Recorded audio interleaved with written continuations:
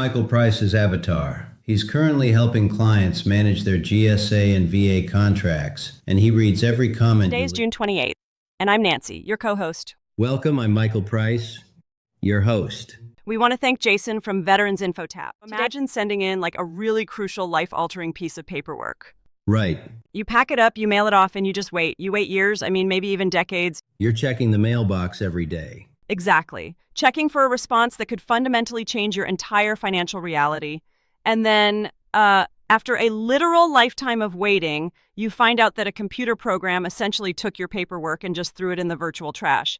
Yeah, without ever telling a single human being. Without telling anyone, and that is unfortunately exactly what happened to thousands of veterans over the course of 35 years. So that's the focus of our deep dive today. It's a heavy one, but so important. Yeah, it really is, and we're pulling from a collection of legal notes dated June 28th, 2026, alongside this highly detailed breakdown from a YouTube channel called Veterans Info Tab. Which is run by a former accredited veteran service officer, right? Yes, exactly. And that's honestly an incredible combination of sources. Yeah. You know? Because the legal documents give us the raw mechanics of this current class action lawsuit. Mm-hmm. But having the perspective of a former VSO, like someone who actually sat across the desk from these veterans who were just trying to navigate this maze, it translates all that dense legal jargon into the actual human impact. And the scale of that impact is just staggering. We are unpacking a hidden computer glitch that silently erased decades of veterans' appeals. Yeah, literally just wiped them out. And we're looking at how a lawsuit known as Freund v. Collins is finally forcing the government to fix it, and most importantly, how to figure out if you or maybe a family member are owed what could literally be hundreds of thousands of dollars in back pay. Which is life-changing money. Completely. But to understand how a massive payout like that even becomes possible, we kind of have to understand how a federal agency could just lose thousands of legal in the first place. Right. And it wasn't that they were just losing physical boxes of paper in some dusty warehouse. Like Indiana Jones style. Exactly. No. This was a systemic failure. It was born out of this crazy clash between human inefficiency and, well, automated efficiency. Oof, that's a bad combo. The worst. So, to see how that clash happened, we had to look at the old VA process, what they called the legacy appeals system. Legacy. Yeah. Which was in place for literally any decision issued before the 19th of February, 2019. You know, whenever I hear the word legacy used by like a software developer or a government agency, it's usually polite code for an absolute nightmare. That is a very fair assessment. Under those old rules, a veteran couldn't just get a denial, log onto a web portal, and click a button that says, I disagree, please look again. That would be too easy. Way too easy. They were forced into this grueling, multi-stage bureaucratic ping-pong match. So first, your initial claim was denied. Okay. To fight it, you had to mail in a notice of disagreement, or what they call an NOD. Which basically triggers the VA to defend their original denial, right? Like they have to prove why they said no. Yes. The VA was legally required to respond to that nod by generating a statement of the case, the SOC. And the sources talked a lot about this SOC. It's intense. Oh, it's a beast. You can think of the SOC as this thick packet of legalese outlining every single minute reason they believed you didn't qualify for the benefit. Basically just a giant wall of text telling you why you're wrong. Right. And it was often incredibly discouraging by design, like they wanted you to give up. Wow. But it was also a trap, because getting that SOC wasn't the end of the line. It was just the preamble to the absolute most critical step. The VA Form 9? Yes. Yeah, the sources are incredibly specific about this piece of paper. So after you got that massive statement of the case, you had a very strict window to file a substantive appeal, which was this Form 9. Right. And if you didn't file it, your case died right there. But if you did file it, it was supposed to force your file out of the local regional office and send it all the way up to the Board of Veterans' Appeals in Washington, like to an actual judge. Exactly. And keep that Form 9 inches mind for later, because it is the linchpin of everything we're discussing today. Okay, linchpin. Got it. So, the theory behind this whole system was basically to create hurdles. The VA wanted to filter out cases and ensure only the most persistent veterans actually made it to Washington. Survival of the fittest paperwork. Pretty much. So, imagine you're a veteran in, let's say, 1995. You jump through all the hoops, you fill out your Form 9 perfectly. Mm-hmm. You put a stamp on it, and you mail it well before the deadline. You did your part right. You're feeling good about it. Right. But now, we introduced the mechanism that completely ruined it. A VA automated tracking system called VOLS. Vols running from 1990 all the way until 2025. Yeah, a 3-5 year run. It almost sounds like a villain in a sci-fi movie, like this digital black hole. That's honestly exactly what it was.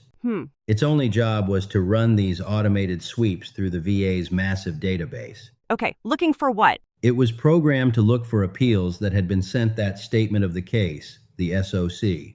If a certain amount of time passed, and the VOLS program didn't see a Form 9 logged in the digital file, It would just kill it. yep, it automatically executed a command to close the appeal. Just shut it down. I mean, on paper, if I'm an IT guy, that sounds like standard database hygiene, right? You want to close inactive files so your systems don't get totally bogged down. Sure, yeah, in a vacuum it makes sense. But the fatal assumption programmed into VOLS was that the digital database was a perfect real-time reflection of physical reality. Oh, no. And in the VA, it absolutely was not. Not even close. Right, because, and this is the stat from the sources that just blew my mind, 43 days. Yeah, it's hard to even fathom. It took the VA an average of 43 days just to open incoming mail and log it into their computer system. We really need to pause and just visualize that for a second. Please, because I can't. You mail your Form 9, right? It arrives at a federal building. It sits in some canvas mail cart. Then it gets moved to a massive stack on some clerk's desk. Yeah. And it just sits there for a month and a half. So it's physically in the building, but digitally it doesn't exist yet. Exactly. And meanwhile, a server in a basement somewhere is running its automated vol script at midnight. Oh, man. The script looks at the veteran's digital file, sees that the deadline has passed, and sees a blank space where the Form 9 should be logged. Because it's literally sitting in a mail cart on floor 3. Right. But the computer doesn't know there's a backlog in the mailroom. It doesn't care. It just assumes the veteran gave up, and it quietly deletes the appeal. And then, what, like 2 weeks later, a human worker finally gets to the bottom of the mail stack? Yes, exactly. They open the envelope, they find the Form 9, and they file it away in the physical manila folder, but it doesn't matter. Because the digital case is already dead. The digital case is dead. And nobody is cross-referencing the two. That disconnect is where the real tragedy happens. Because the veteran did everything perfectly, they followed the rules to the letter, but because the VA couldn't open its own mail fast enough, the veteran was penalized with a silent case closure. It's maddening. That is, it's exactly like failing a final exam because your professor left your test in the trunk of his car and just forgot to grade it, so he just logged a 0 in the gradebook. That's a perfect analogy. And what makes it infinitely worse, in my opinion, is the absolute silence. The VA never generated a notification for these veterans. No letter saying, hey, we closed your case because you missed the deadline. Nope, nothing. Just a void. Because if they had sent a letter, the veteran could have immediately pointed to their certified mail receipt and said, oh, no, I didn't. It's literally on your desk. I have the tracking number. Right. But that silence meant veterans simply assumed they were waiting in line. And, the Board of Veterans' Appeals is notoriously slow. Oh, yeah. Like it wasn't unusual to wait 5, 7, maybe even 10 years for a hearing. That is a ridiculous amount of time to wait for anything. It is. So, a veteran who mailed their Form 9 inches, say 1,998, they might still be checking their mailbox in 2008, totally unaware that VOLs had essentially shredded their case a decade earlier. Just waiting for a ghost. Yeah, and the VA Inspector General eventually investigated this whole mess and confirmed this staggering metric. Yeah, I saw this in the notes. 1 in 6 of these automated closures were completely erroneous. 1 in 6. 1 in 6. We're talking about a massive, invisible breach of trust here. A machine was quietly erasing people's rights for 35 years. And no one caught it until it was way too late for a lot of people. So we have a situation where a bureaucracy fails on just a monumental scale, and obviously they aren't fixing it organically. How do you even force a federal agency to admit a mistake that spans 3 decades? Well, you can't just ask nicely. That requires a court order, which brings us to March of 2026 and the Freund v. Collins lawsuit. Right, Freund v. Collins. Which, by the way, you'll also see referred to as the Frey or Floyd case, depending on which legal documentation you're looking at, but it's a certified class action lawsuit. Okay, class action, but I feel like we have to discard our usual assumptions about class actions here. Oh, absolutely. This isn't a scenario where the lawyers take, $40 million, and you get a postcard giving you a 12 cents credit toward a new vacuum cleaner. Right, or a coupon for tuna fish. Exactly. This is a targeted, massive legal mandate forcing the VA to do heavy manual labor. The sources outline the exact numbers, actually. The court is forcing the VA to audit 28,058 specific appeal files. It's massive amounts of paperwork. Yeah, files that were flagged internally as potentially having a timely Form 9 sitting in them physically, despite the digital case being closed. Right. And on top of that, the VA must send physical notices to 64,599 individuals whose files contain documents that might qualify them for review. They are actively digging through the archives. And the reason they have to dig, and the reason this is so huge, is tied to this incredibly powerful legal concept. Okay, what is it? It's called preserving the earliest effective date. Preserving the earliest effective date. Yeah, which is essentially financial time travel. Like the sound of that. Right. So, if the VA audits a file, realizes that the VAL system erroneously closed the appeal, and they reactivate it, they don't treat it like a new claim filed today. Ugh. They have to pretend the clock never stopped. If that reactivated appeal is adjudicated now, and the veteran wins, the VA is legally obligated to pay retroactive benefits starting all the way back from the original filing date. Okay, let's run the math on this, because this is where the financial implications go from like a nice apology to entirely life-changing wealth. Oh, it's astronomical. So the VOL system was active from 1990 to 2025. That is a 35-year window. The YouTube source we looked at, Veterans InfoTap, they mapped out this hypothetical scenario. Yeah, it really puts it in perspective. Right, so let's say a veteran gets their 1992 appeal reactivated and they win. The win bumps their disability rating up, which results in, let's just say, a $2,000 monthly increase in their benefit. Okay, so you take that $2,000 a month, you multiply it by 12 months, that's $24,000 a year. Now, if their effective date goes back 35 years, you multiply that $24,000 by 35. Oh my God. That veteran is suddenly owed $840,000 in a single retroactive payment. Unbelievable, $840,000. And the sources actually compare this to the famous Namer litigation from the 1990s. Yeah, Namer. Which forced the VA to retroactively pay Vietnam veterans for Agent Orange exposure. Exactly. And during Namer, individual awards frequently hit $500,000 or more. It was huge. And the consensus is that Freund v. Collins could be the biggest financial reckoning for the VA since then. Well, because it's not a windfall, you know? The court recognizes that this is simply money that was rightfully owed. It was just withheld for decades, strictly due to a software glitch and an administrative delay. It's a debt. The government owes them this money. Precisely. So, hearing that, a massive question jumped out at me from the source notes. Because not everyone just sat around waiting for 30 years, right? Right. Human nature. People try to fix things. Yeah, exactly. What about the veterans who didn't just sit and wait? Let's say a veteran files that Form 9 in 1995. The computer kills it. By, let's say, 2010, the veteran is fed up. They assume the case is totally dead, so they just file a brand new, fresh claim for the exact same medical condition. A very common scenario. Right, and let's say they win that new claim in 2012. The VA starts paying them from 2012 onward. Okay. Does that veteran lose out on the foreign settlement because they eventually got an award on their own? I mean, I would assume the VA would just point to the 2012 win and say, look, case closed, you got your money eventually. It's a highly logical assumption, especially dealing with bureaucracies. But the legal framework actually forces the VA to bridge that exact timeline. Oh, really? Yes. The legal term is hypothetical adjudication, which leads to what we can call gap pay. So the short answer is no, the veteran does not lose out. Okay, wait, so how does the math work if they're already getting paid right now? The VA is mandated to go back to that original 1,995 appeal that Voles erroneously closed. The dead one. Right. They have to audit it and determine what the hypothetical outcome would have been if it had proceeded normally, without the glitch. Okay. If the evidence shows the veteran would have won that 1,995 appeal, the VA owes them the money. But they're already getting paid since 2012. Exactly.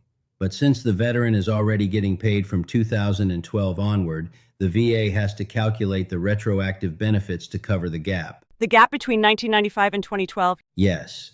They owe the veteran back pay from 1,995 up until the literal day the 2012 award kicked in. That is 17 years of gap pay they are legally entitled to. Wow, 17 years of back pay just for the gap? Yep. The law actually forces them to cover the dark period. They cannot penalize you for taking matters into your own hands when their system was the thing that failed you. That is a massive relief for anyone who tried again. I was so worried reading this that being proactive would somehow disqualify them. It ensures the core mandate of preserving the earliest effective date remains intact regardless of subsequent actions. But, and this is a critical pivot we need to make, we have to be very precise about who actually qualifies for this. Right, because this is not just a blanket apology check for anyone who ever had a frustrating afternoon at a VA hospital. No, definitely not. The eligibility checklist is incredibly rigid, and it's based entirely on that legacy process we outlined at the start. So let's walk through it for the listener. Let's do it. First, you had an initial denial. Second, you filed a notice of disagreement. Third, you received the statement of the case, that big, thick packet. Yep, SOEC. Fourth, and this is the big one, you filed the VA Form 9. Fifth, you never got a final board decision. And finally, you were never notified of the closure. And that fourth point, the Form 9, it cannot be overstated. It's the linchpin. The linchpin. Because if a veteran received a statement of the case, got discouraged by that huge wall of text, and just threw it in a drawer without ever submitting the Form 9, then what happens? Their case closure is considered a standard administrative closure. So they don't get the money. No. The logic there is that the veteran actually did abandon the claim, The Vols glitch didn't cause the error in that specific instance. The paperwork just genuinely stopped. So the lawsuit specifically and exclusively protects those who submitted that substantive appeal, the ones who did their part before the machine failed them. Exactly. You had to have played by their rules. Which brings us to, honestly, the most sobering reality of this entire situation. We are talking about an era that spanned from 1990 to 2025. Yeah, 35 years. 35 years is a massive portion of a human lifespan. The whole career. It's half a life. Exactly. Many of these veterans spent their final decades completely convinced their government had forgotten them, just waiting for a decision on a claim that a computer had secretly trashed in, like 1992. It's heartbreaking. Countless veterans in this class have already passed away. It is a profound tragedy that they didn't live to see it corrected. They really deserved better. They did. However, the legal action explicitly accounts for this reality. This goes back to the concept of financial time travel. The money that was owed to that veteran during their lifetime does not evaporate just upon their death. Okay, so where does it go? It becomes an asset. The sources dictate that surviving family members or the veteran's legal estate are fully eligible to inherit this back pay. Wow, so it's treated exactly like a debt owed to the estate, no different than a bank account or a piece of property they left behind. Exactly the same. So if you are listening to this right now and you remember your father or maybe your grandfather complaining about an appeal they mailed in back in the late 90s that just vanished into thin air, this might directly apply to your family. And there are specific action steps you need to know about right now. Time is actually a factor here. Right. There is a fairness hearing scheduled for August 13th. Yeah, the fairness hearing is essentially the final procedural checkmark. The court will review the agreed upon terms, ensure the VA's audit methodology is, totally sound. Make sure they're looking in the right places. Right. And then they'll officially authorize the VA to unleash the massive audit and actually mail out those 65,000 notices. Because things are moving fast, the sources urge that if you think you qualify or if your deceased family member qualifies and you haven't received a notice yet, you need to reach out directly to the official class counsel. It's the most important thing you can do. His name is John D. Niles of Carpenter Chartered. The email address is fedclass@carpchartered.com. Again, I'll spell that out. It's fedclass@carpchartered.com, and we will absolutely link that in the show notes for you. Initiating contact with the class counsel is absolutely the most proactive way to verify your status, especially given that we are dealing with records that might be decades old. Right, but, I have to push back on the practical reality of this for a second, though. Sure, what's up? I consider myself highly organized, but I couldn't tell you where my tax returns from 6 years ago are. Same. I have no idea. So how on earth is a surviving spouse or a grandchild supposed to know if their grandfather filed a highly specific document called a Form 9 back in 1994? It just feels completely overwhelming to place that burden on a grieving family decades later. That overwhelm is entirely justified. But here is the crucial distinction that should offer some comfort to anyone listening. The burden of proof is actually on the VA, not the family. Wait, really? Yes. You do not need to climb into your attic and find some yellowing carbon copy of a Form 9 from 1994. Oh, thank goodness. The VA has the master digital and physical records. The lawsuit forces them to search those records. The burden on the family is simply the burden of inquiry. But the burden of inquiry, so just asking. By sending an email to the class counsel, you are just raising your hand. You are initiating a process where legal professionals can query the VA on your behalf to see if your relative's name is on that master audit list. Oh, I see. So you're just giving them the name and basically saying, hey, check your own files because we think he's in there somewhere. You don't have to present the physical evidence yourself. You just have to ask the question so they look. Precisely.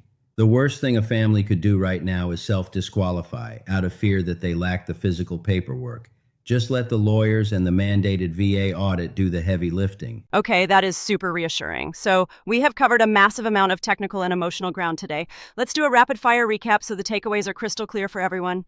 Sounds good. The core issue. Between 1990 and 2025, the VA's automated VOL system silently deleted thousands of legacy appeals because it took human workers 43 days to log the mail and the computer simply didn't wait. Right. And the solution is the Freund v. Collins class action, which finally mandates a full audit of nearly 30,000 files. And it preserves the earliest effective date. Yes, meaning the VA must calculate back pay as if the case never closed at all. Time travel. The impact of that is potentially up to 35 years of retroactive back pay. We are talking hundreds of thousands of dollars per person, and the estates of deceased veterans are fully eligible to collect it. Don't forget the action step. Right. The fairness hearing is August 13th. If you suspect you or a family member is impacted, email John D. Niles at fedclass@carcacharter.com to get on the radar immediately. You know, if we step back for a second, there is a fundamental reason why everyone listening should care about this story, even if you have absolutely no connection to the military. Oh, totally. This is a masterclass in the absolute dangers of unmonitored bureaucracy. It perfectly illustrates what happens when we allow automated systems to dictate human outcomes without rigorous, continuous human oversight. It's a cautionary tale about trusting the digital dashboard over the physical reality of the mailroom. Exactly. And it fundamentally changes how you look at every automated email you get from a bank, an insurance company, or, a government portal. You start wondering, well, what is the machine not seeing right now? Which brings us to a final thought worth mulling over. Let's hear it. In this specific case, we saw how a simple 3-day delay by human workers opening envelopes clashed with an unforgiving automated database sweep, and it resulted in a 5-year denial of justice. Yeah, a glitch that ruined lives. Right. And today, we are rushing headlong to automate far more complex systems. We are integrating AI into our municipal governments, our legal courts, our healthcare approvals. Everywhere, yeah. So as we build these new systems, how many other silent VOL programs might be quietly erasing people's rights right now simply because the machine and the human are moving at different speeds? Man, that is a chilling thought to leave on. We implement the technology assuming it's going to make things faster and more accurate, but sometimes it just makes the devastating mistakes completely invisible. Exactly. Going back to where we started, nobody wants to find out a robot trashed their future while they were faithfully checking the mail every day. But at least now for this specific group of veterans, the court is finally forcing the machine to empty the trash and read what was inside. Thanks for joining us on this deep dives. We'll catch you on the next one. If you found this video helpful, please consider donating to helpallvets.org. Thank you.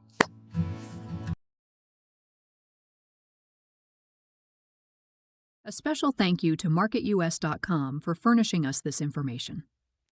You can reach them at MarketUS.com or call them at 954-636-3232. Before we go, this deep dive was created by the MarketUS.com team. Let us know your thoughts in the comments below. It's right below the subscribe link.